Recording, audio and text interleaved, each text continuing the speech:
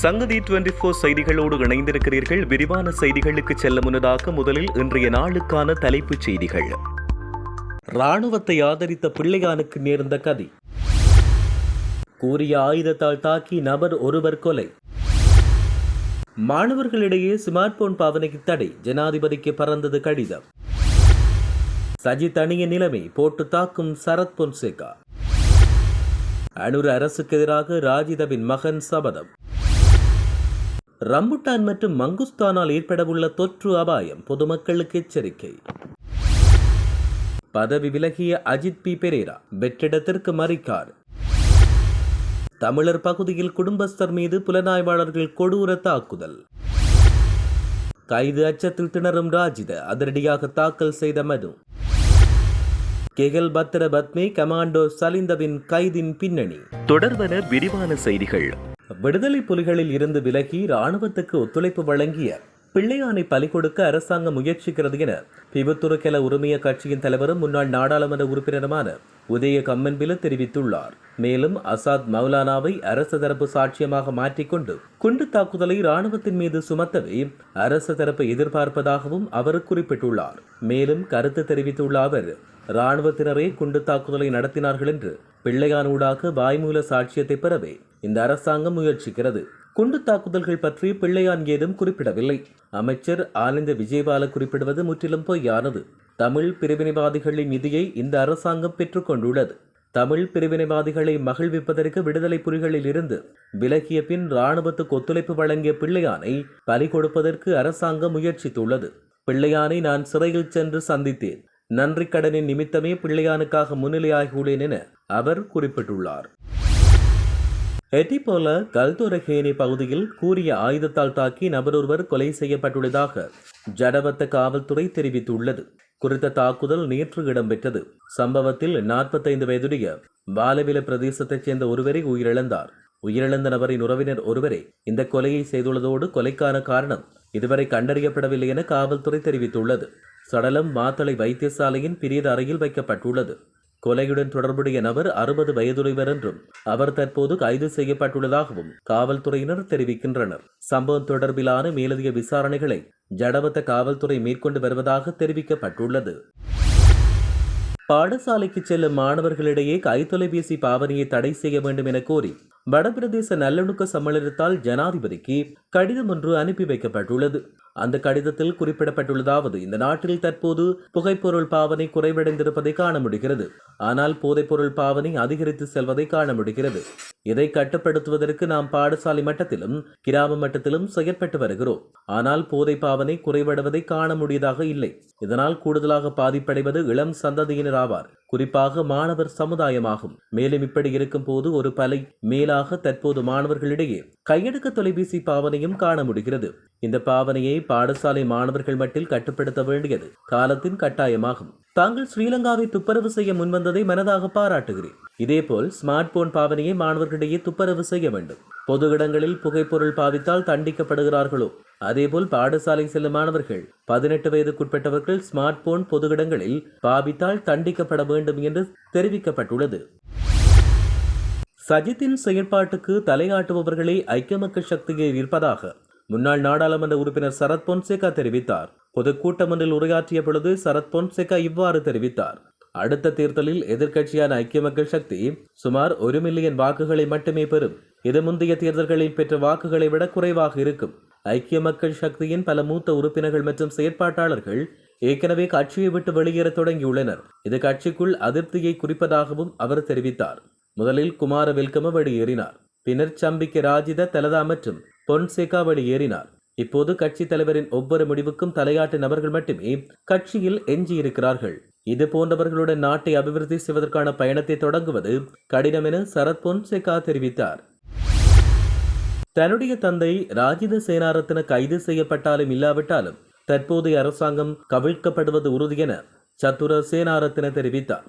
இந்த அரசாங்கத்தை நாங்கள் நிச்சயம் கவிழ்ப்போம். என்னுடைய தந்தை கைது செய்யப்பட்டாலும் கைது செய்யப்படாவிட்டாலும் இந்த அரசாங்கம் கவிழ்க்கப்படும் என அவர் கூறினார். இன்று செய்தியாளர்கள் எழுப்பிய கேள்விக்கு பதில் வழங்கிய போது சது சேனாரத்ன இவ்வாறு தெரிவித்தார். அவரின் தந்தை முன்னாள் அமைச்சர் ராஜித சேனாரத்ன இன்று கொழும்பு நீதிமன்றத்தில் முன்ஜாமீன் மனு தாக்கல் செய்த பின்னணியில் அவருடைய கருத்து வெளியானது. 26.2 மில்லியன் ரூபாய் அரசுக்கு இழப்பு ஏற்படுத்தியதாக கூறப்படும் மணல் சுரங்க ஒப்பந்தம் தொடர்பில் லஞ்ச ஒழிப்பு ஆணையத்தால் கைது செய்யப்படுவதை தடுக்க கோரி ராஜித சேனாரத்ன முன்ஜாமீன் மனுவை தாக்கல் செய்துள்ளமை குறிப்பிடத்தக்கது. ரம்புட்டான், மங்குஸ்தான் போன்ற பழங்களை உண்ட பிற்பாடு அதன் தோலை முறையாக அப்புறப்படுத்தாவிட்டால் டெங்கு பெருகும் இடங்கள் அவை உருவாகக்கூடும் என்றும் எச்சரிக்கை விடுக்கப்பட்டுள்ளது. தற்போதைய காலப்பகுதியில் ரம்புட்டான், மங்குஸ்தான் போன்ற பழங்கள் ஏராளமாக நாடு பூராகவும் விற்பனை செய்யப்படுகிறது. எனினும் பழங்களின் தோல்களை பொதுமக்கள் முறையாக அப்புறப்படுத்தாவிட்டால் மீண்டும் ஒரு கொடிய நோய் பரவும் அபாயம் ஏற்படும் வாய்ப்பு உள்ளது. அதன்படி ரம்புட்டான் மற்றும் மங்குஸ்தான் தோல்கள் டெங்கு பெருகும் இடங்களை உருவாக்கக்கூடும் என்பதால் அவற்றை அப்புறப்படுத்துவதை தவிர்க்குமாறும் கொழும்பில் உள்ள லேடி ரிச்வே குழந்தைகள் மருத்துவமனையின் குழந்தை மருத்துவ நிபுணர் வைத்தியர் தீபால் பெரேரா பொதுமக்களிடம் வேண்டுகோள் விடுத்துள்ளார். ரம்புட்டான் மற்றும் மங்குஸ்தான் விளைச்சல் பருவகாலம் தற்போது ஆரம்பித்துள்ளதால் பலர் இந்த பழங்களின் தோல்களை எல்லா இடங்களிலும் வீசுவதை கவனித்ததால் இந்த கோரிக்கையை விடுப்பதாக அவர் தெரிவித்தார். இதன்படி டெங்கு உடம்புகள் இனப்பெருக்கம் செய்ய பழத்தோல் போன்ற ஒரு சிறிய இடம் போதுமானது என்றும் தீபால் பெரேரா சுட்டிக்காட்டியிருந்தார். உட்கட்டமைப்பு வசதிகள் மற்றும் மூலோபாய அபிவிருத்தி பற்றிய துறைசார் மேற்பார்வை குழுவின் தலைவர் பதவியிலிருந்து ஐக்கிய மக்கள் சக்தியின் அமைச்சர் நாடாளுமன்ற உறுப்பினர் அஜித் பி பெரேரா விலகியுள்ளார்.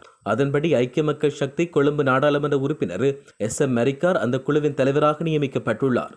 மரிக்காரின் பெயரை நாடாளுமன்ற உறுப்பினர் அஜித் பி பெரேரா முன்மொழிந்து நாடாளுமன்ற உறுப்பினர் ஜெகத் விதான வழிமொழிந்தார். அதனைத் தொடர்ந்து புதிய தலைவர் உரையாற்றும் போது இந்த துறைசார் மேற்பார்வை குழுவின் நோக்கெல்லை 3 அமைச்சங்களின் கீழ் சுமார் 50 நிறுவனங்களை உள்ளடக்கியது என்று கூறினார். குழுவின் நடவடிக்கைகளை தீவிரமாக நடத்துவதற்கு 2 கட்சிகள் மற்றும் எதிர்க்கட்சிகளைச் சேர்ந்த அனைத்து நாடாளுமன்ற உறுப்பினர்களின் ஆதரவை எதிர்பார்ப்பதாகவும் தேவைப்பட்டால் துணைக்குழுக்களை நியமிப்பதனூடாக குழு மேலதிக நடவடிக்கைகளை எடுக்கும் என்றும் தலைவர் தெரிவித்துள்ளார்.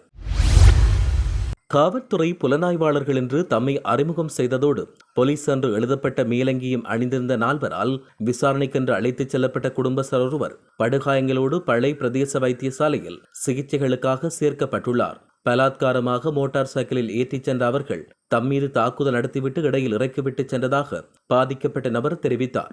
நேற்று முன்தினம் இடம்பெற்ற இந்த சம்பவத்தில் பளை வண்ணாங்கேணியைச் சேர்ந்த ஸ்ரீதரன் காந்தன் என்ற குடும்பஸ்தரை புலனாய்வாளர்கள் என்று கூறப்படுவோரால் கடுமையாக தாக்கப்பட்டு மருத்துவமனையில் அனுமதிக்கப்பட்டுள்ளார். பாதிக்கப்பட்ட நபரின் நண்பர் ஒருவர் தமிழீழ விடுதலை புலிகள் அமைப்பு தொடர்பில் சமூக வலைதளத்தில் பதிவிட்டிருந்த நிலையில் காவல்துறை விசாரணைக்கு அழைக்கப்பட்டார். ஆனால் அவர் விசாரணைக்கு செல்லாமல் தலைமறைவாகிவிட்டார் என்று கூறப்படுகிறது. இந்நிலையில் தலைமறைவானவர் தொடர்பில் தகவல் அளிக்க வருமாறு பாதிக்கப்பட்டவரை புலனாய்வாளர்கள் அழைத்துச் சென்றதாக கூறப்படுகிறது. இதற்கு அவர் மறுப்பு தெரிவித்ததைத் தொடர்ந்து அவரை வலுக்கட்டாயமாக மோட்டார் சைக்கிளில் ஏற்றிச் சென்ற 4வரும் அவரை தாக்கிவிட்டு இடையில் இறக்கிவிட்டு சென்றுள்ளதாக பாதிக்கப்பட்டவர் தெரிவித்தார். இந்த நிலையில் பளை பிரதேச வைத்தியசாலையில் சிகிச்சை பெற்று வரும் நபரிடம் பளை காவல்துறையினர் மேலதிக விசாரணைகளை மேற்கொண்டு வருவதாக தெரிவிக்கப்பட்டுள்ளது. முன்னாள் அமைச்சர் ராஜித சேனாரத்ன லஞ்ச ஒழிப்பு ஆணைக்குழுவால் கைது செய்யப்படுவதை தடுக்க கொழும்பு நீதவான் நீதிமன்றத்தில் முன்பிணை மனு ஒன்றை தாக்கல் செய்துள்ளார்.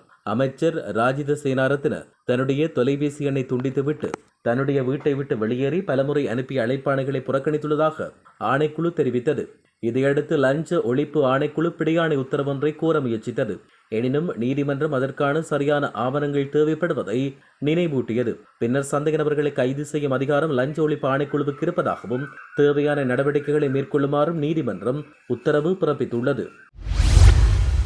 மலேசியாவில் கைது செய்யப்பட்ட 26 சந்தேக நபர்களின் பட்டியலில் குற்றவியல் கும்பலைச் சேர்ந்த கெகல் பத்ர பத்மி மற்றும் கமாண்டோ சலிந்த் ஆகியோரின் பெயர்கள் குறிப்பிடப்படவில்லை என காவல்துறை ஊடக பேச்சாளர் உதவி காவல்துறை கண்காணிப்பாளர் கூறினார். போலீஸ் ஊடக பிரிவு கேட்போர் கூடத்தில் இன்று இடம்பெற்ற சிறப்பு ஊடகவியலாளர் சந்திப்பில் குறித்த தகவல் வெளியிடப்பட்டுள்ளது. மேலும் பிடியாணை பிறப்பிக்கப்பட்ட 2 மலேசியாவில் காவலில் இருப்பதாக எந்த ராஜதந்திர அல்லது பாதுகாப்பு தகவலும் கிடைக்கவில்லை என்றும் அவர் கூறினார். மலேசியாவுக்கு சென்ற பல காவல்துறை அதிகாரிகள் குழுக்களிடமிருந்து கிடைக்கப்பெற்ற அறிக்கைகளில் குறித்த 2 சந்தேக நபர்களின் பெயர்கள் சேர்க்கப்படவில்லை என்பதை உறுதிப்படுத்தியதாக அவர் மேலும் தெரிவித்தார். இதேவேளை மலேசியாவில் பல்வேறு குற்றங்களுக்காக கைது செய்யப்பட்ட 26 இலங்கையர்கள் குறித்து இலங்கை காவல்துறைக்கு தற்போது தகவல் கிடைத்துள்ளதாக உதவி காவல்துறை கண்காணிப்பாளர் மேலும் சுட்டிக்காட்டியுள்ளார். இத்துடன் செய்திகள் யாவும் நிறைவு பெறுகின்றன. மேலதிக செய்திகளுக்காக சங்கதி 24.com உடன் இணைந்திருங்கள். வணக்கம்.